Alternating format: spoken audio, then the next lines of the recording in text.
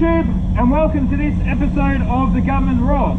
So we're just continuing on where we left off in the previous vid.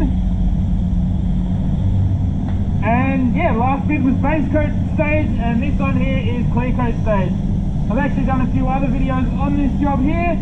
I did a couple of prep work ones, actually, a masking one, a base coat one, and now we're doing the clear coat. So yeah, I'm using the PPG LVC 136 clear, and look, one strange thing about bloody PPG is their thinning ratios, man. It's just so bizarre and it's unintuitive to me. Like, yeah, just the ratios that they thin their products down at. So let's get started. Anyway, so it'll be like 3 to 1 plus 0.8 or something like that. And it's like, why can't you just give it to me in a percentage? You know what I mean? Like 3 to 1 plus 10%, 3 to 1 plus 15%. It's like, no, it's 3 to 1 plus 0.1, 0.2, 0.6, 0.8. It's like, man, that doesn't, I don't know, maybe it's just, it doesn't make sense to me, really, why they've done it that way. And it's hard for me to compute inside my stupid little pea brain.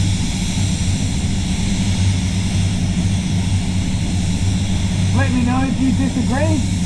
But the reason that I don't like it is because, like, you could figure it out, and I sat down and I tried to figure the maths out, and I'm like, okay, so 0.8 is like, oh yeah, that's equivalent to say 10%. But 0.8 of 3 to 1 is different than 0.8 of 2 to 1, if you know what I mean. So you can't, there's not even like an easy formula for it, because, you know, the wet omelette might be 5 to 1. So 5 to 1 to 1. Well, what's the 1? I don't know. Can't you just give me 5 to 1 plus 30%? That makes sense to my brain. Yeah, I'm just ranting and letting you know.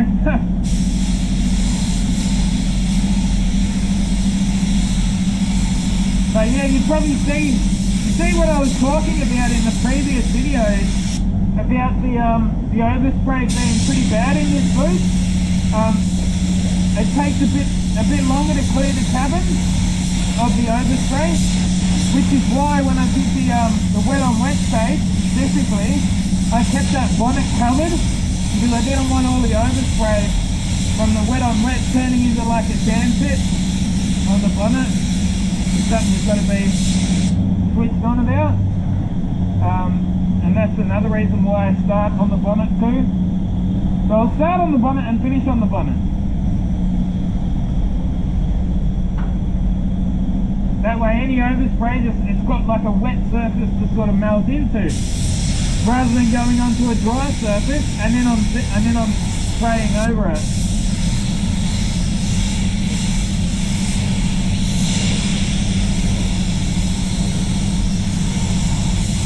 So yeah, the thinning ratio that I did use, which, as I say, I can't even tell you what it is in percentage, but it's 3 to 1 to 0.1. I don't even know what that is in a percentage. I don't even know. Like, I don't have the time to sit down and figure everything out mathematically.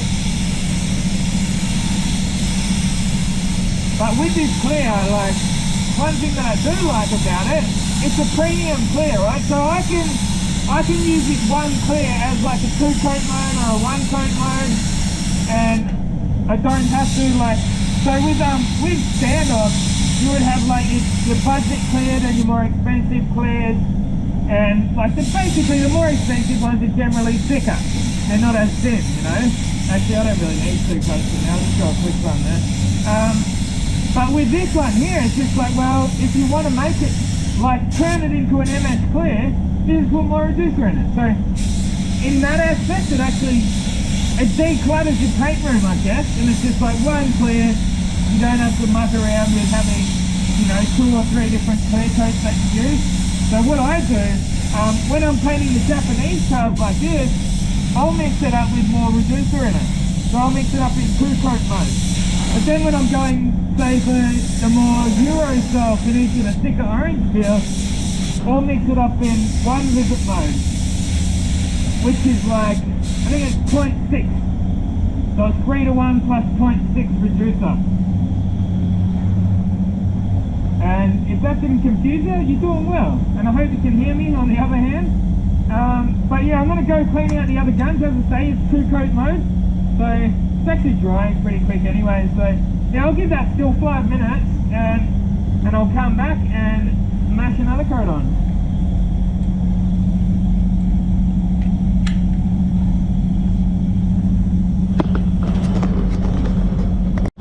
Rightio, back to it guys. So yeah, gonna put that second coat on. I just cleaned a couple of guns out and that should be nice and dry now. Yeah, it is. So I'll probably start at this door and then come around, and then as I said before, we'll finish at that bonnet. Just checking those settings are right.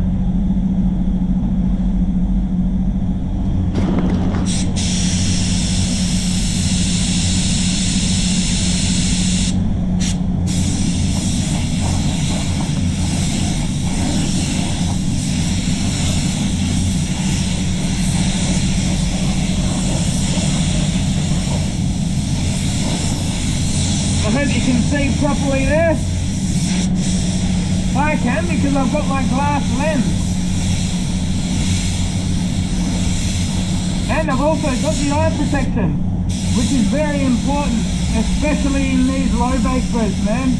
You really need that eye protection because have a look at the cloud of overspray. Less so in the booth I used to work in Perth. That thing was like a bloody hurricane, man. That cleared the cabin of the overspray so fast. Amazing, really.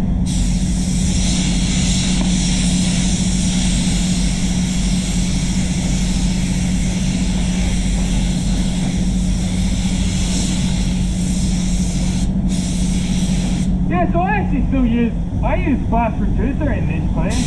So another thing that's slightly different about PPG compared to some of the other brands I used to use, like PPG changed the speed of the clear with the reducer. So they don't change it with the hardener.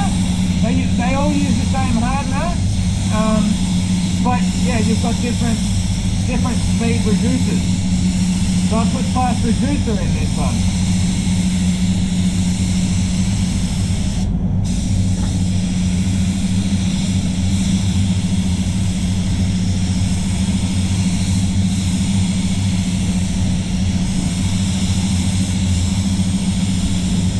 Thinking I might run out of clear on this job. I only got 1.4 litres and I don't even think I'm going to have enough.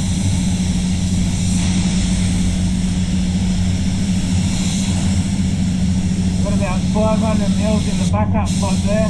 We'll see how we go. It might get pretty close actually. I will see.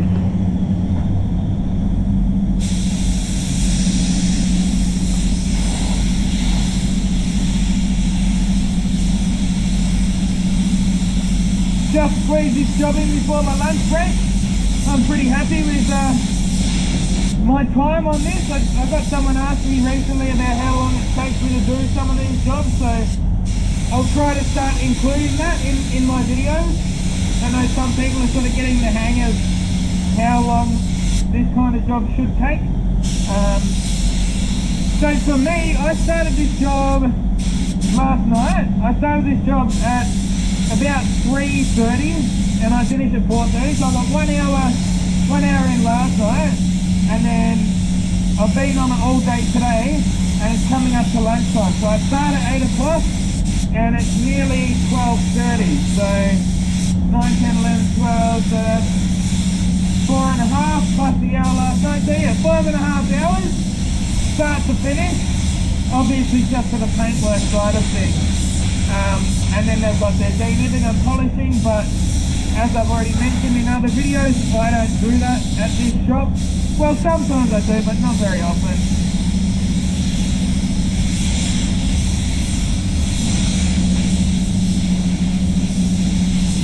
Alright, that's the bumper done, looking good, looking good. Yeah, let's just keep moving because we've got more in the pot there. I was going to top up, but might actually just make it. So I put my first coat of clear in there, but not my second coat. And that sort of gives you that factory sort of semi-gloss look to it. It doesn't always work, but I do my best. I actually don't think you see that on this car anyway. I think there's a big rubber that sits there. If my memory serves me correctly, I could be wrong. I have been before, you know.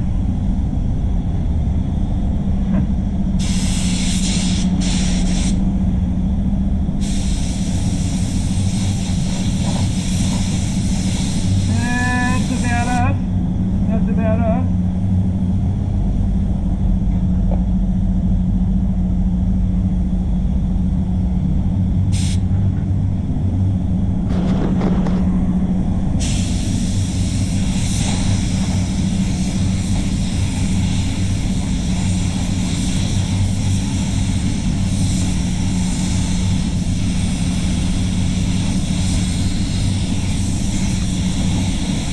Yeah, so I've actually been using and enjoying using my SATA 5500, X5500 mainly, the True Soul Edition.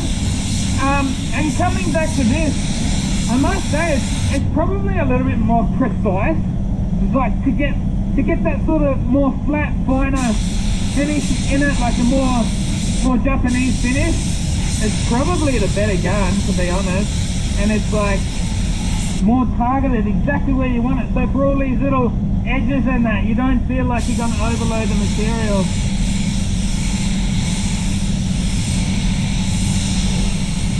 Still the best gun on the market, mate, if you ask me. But I reckon that SATA, I'm definitely keeping it this time. I'm going to be using it on those candy resprays. It's a nice big fan and it gets it on nice and even.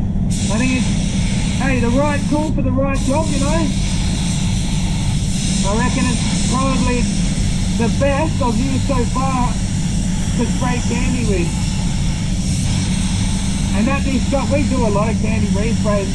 We're doing warranty work for the Mazda on their Soul Red Crystal cars.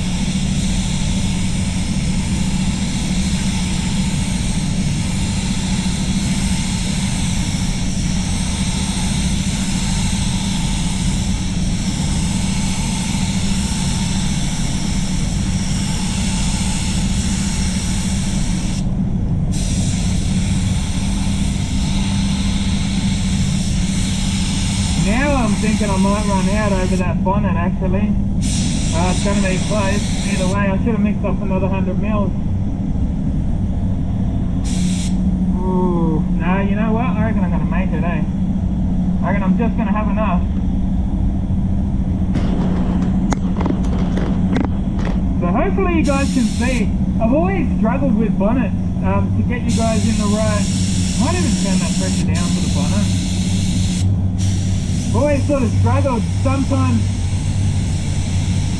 all you see is like a pot hovering in the corner of the screen, but hopefully you can see. I've found actually if I stay back, put my head further away from the gun, it's better.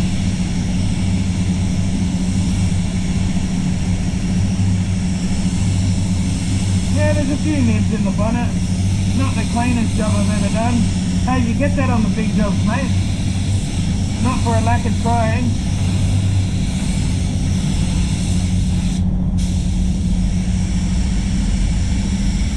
Are we gonna make it? We're not gonna make it. Yes, we are.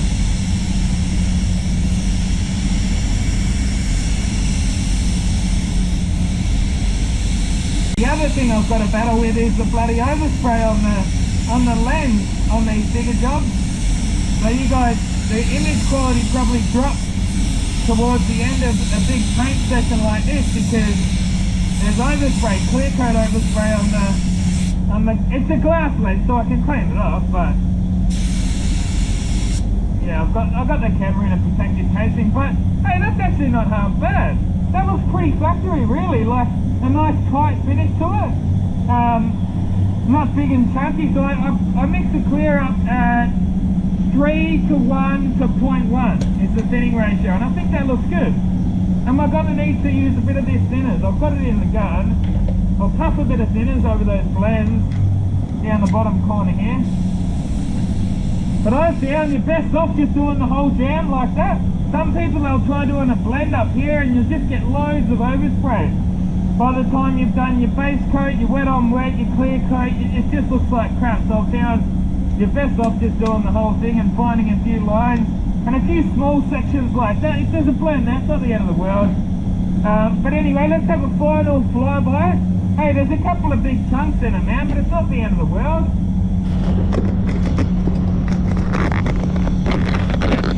That camera doesn't actually look too bad with the overspray this time. Hopefully the image quality was good enough for you guys throughout the video. Final flyby.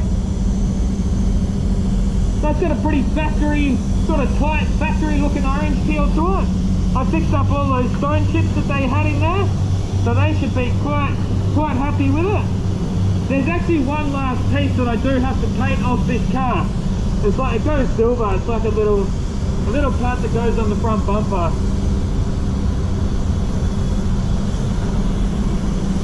Yeah, very nice.